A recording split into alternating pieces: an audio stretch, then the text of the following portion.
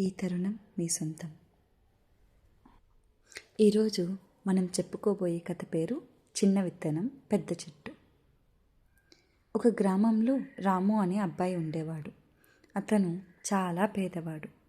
చదువు కూడా మధ్యలో ఆపాల్సి వచ్చింది. కానీ అతనికి ఒక కల ఉండేది, తన కుటుంబాన్ని మంచి స్థాయికి తీసుకెళ్ళాలి అని. ఒకరోజు అతను రోడ్డుపై ఒక చిన్న విత్తనం చూశాడు. దాన్ని తీసుకొని ఇంటి దగ్గర నాటాడు. ప్రతిరోజు నీళ్లు పోశాడు, కాపాడాడు.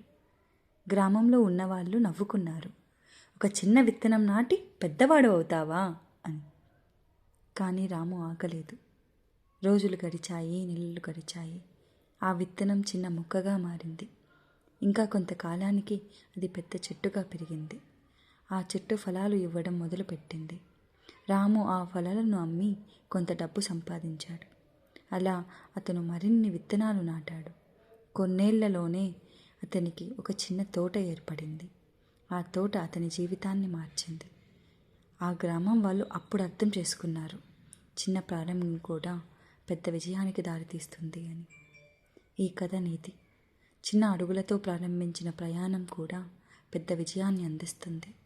మనసులో నమ్మకం ఉంటే ఏదైనా సాధ్యం.